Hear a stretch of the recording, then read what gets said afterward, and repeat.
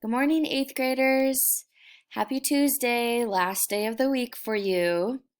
I wanted to spend a little bit of time this morning making sense of our Canada research questions from yesterday.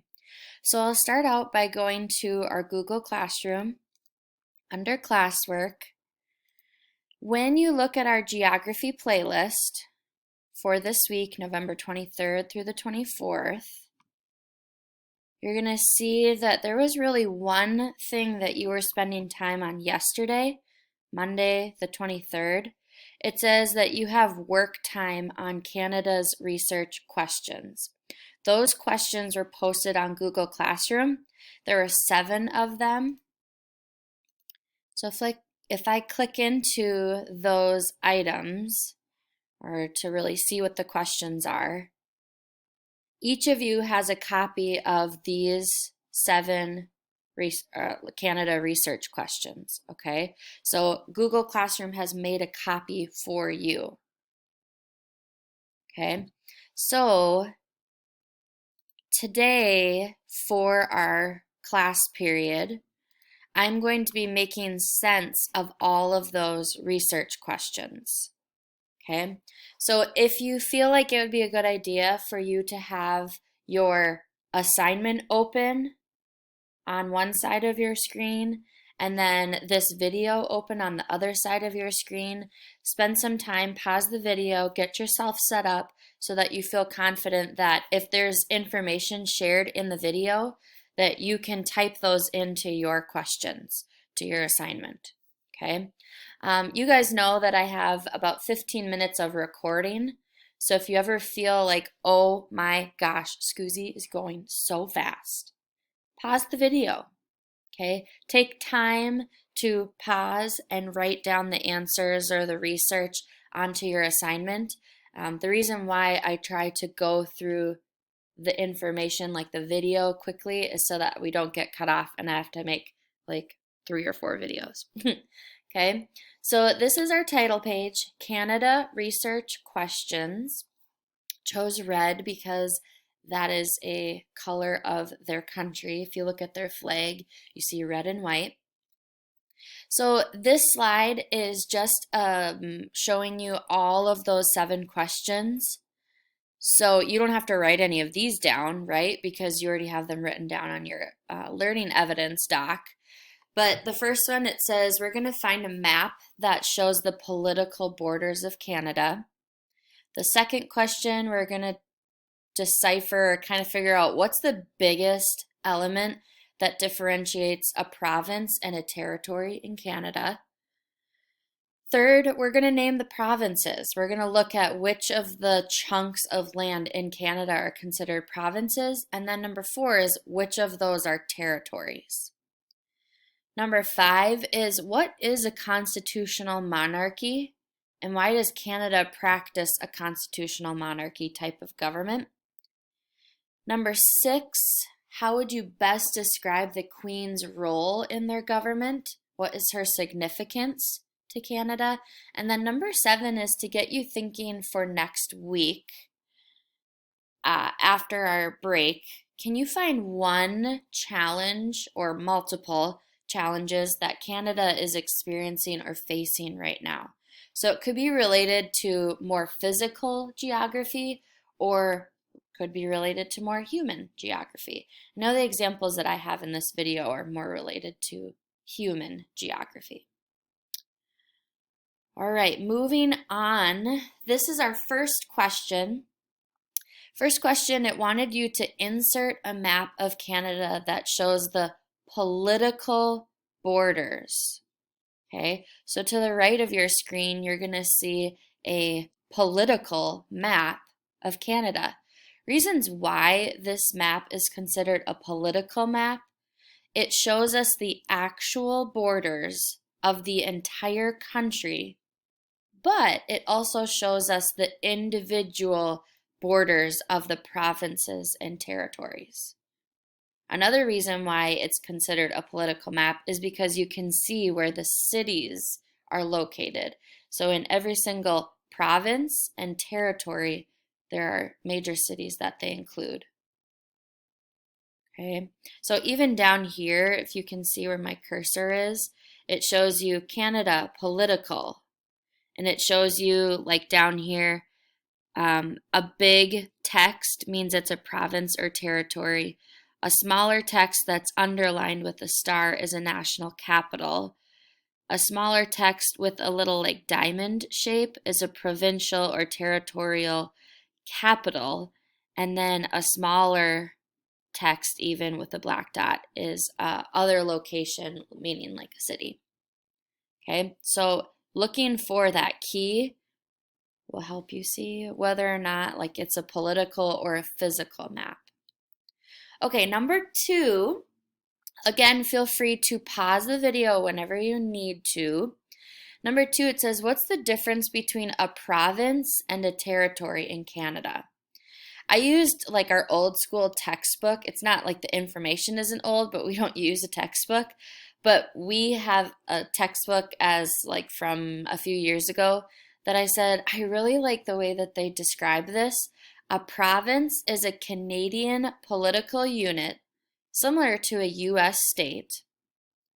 A territory is a Canadian political unit that doesn't have enough people to be a province.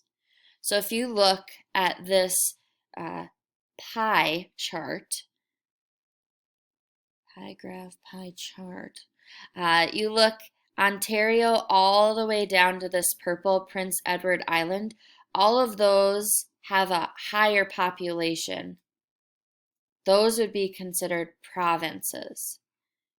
All the way, these 3 bottom, Northwest Territories, Yukon, Nunavut, those 3 are territories. And so you'll see they have the smallest population. Okay? Like 0.1, 0.1, 0.1% of population. So that, therefore, they're considered territories. Question number 3, it said, list the names of provinces in Canada. So for you, you're looking for those chunks of land that are big enough, well, have a big enough population to be considered a province. So you can look at this map and you can see all of those red-ish chunks of land are considered provinces. Number 4 was asking you about territories. So anything that is a grayish chunk of land would be considered a territory in Canada. Question number 5. Install, remind me tomorrow. Question number 5 is, what is a constitutional monarchy and why does Canada practice a constitutional monarchy type of government? Okay, a constitutional monarchy is a form of government. It is also called a limited monarchy. A monarch is the head of state, but even the queen or the king or the monarch has to follow a constitution that's written up for the country. It says most constitutional monarchies use a parliamentary system, meaning they have a group called parliament who has been elected or who have been elected by the people, and those that are elected represent the citizens. Okay, that bottom little paragraph, the reason why Canada still has a queen that is actually in Britain is because it was a very traditional part of their history that they have never lost or chosen to change. So this is the Queen of Britain, Queen Elizabeth. She is a classy chica. I tried to find pictures of her wearing her colorful outfits. If you see her in public, like at public events, she's always super classy, super put together, and really fashionable for an older woman. Okay, so question number 6, it says, how would you best describe the Queen's role in the Canadian government? What's her significance to Canada? So Canada's monarch is the reigning king or queen of Great Britain. But under the law, the monarch really has no power. He or she is just a symbol of Canada's past ties to Britain. So Queen Elizabeth, she has really no like government power, but she is a symbol of the, her traditional involvement in the Britain's government.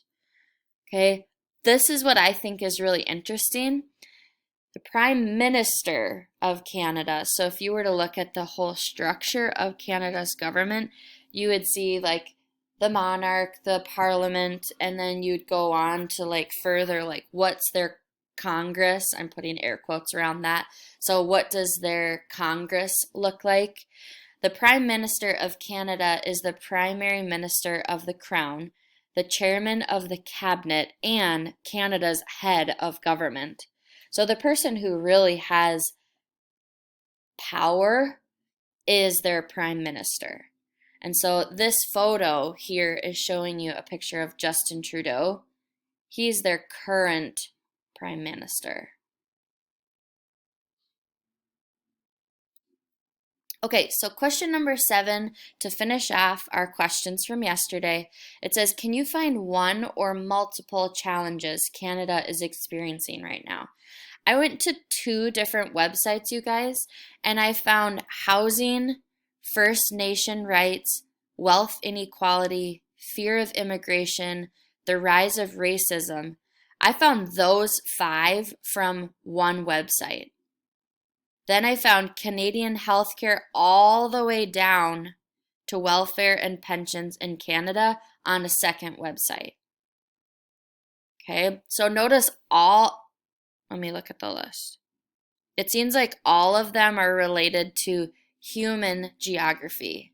I know animals aren't humans, but that has to do with like who's treating animals poorly? Humans. Okay? So I'm going to give you some time to look at that list. Also, I'm realizing you can pause the video. I appreciate you spending this time with me today, making sense of those 7 questions. Once you have those 7 questions finished up, click Turn in on Google Classroom. Okay? I hope you have a great weekend, you guys. I'll miss seeing you. I look forward to Monday.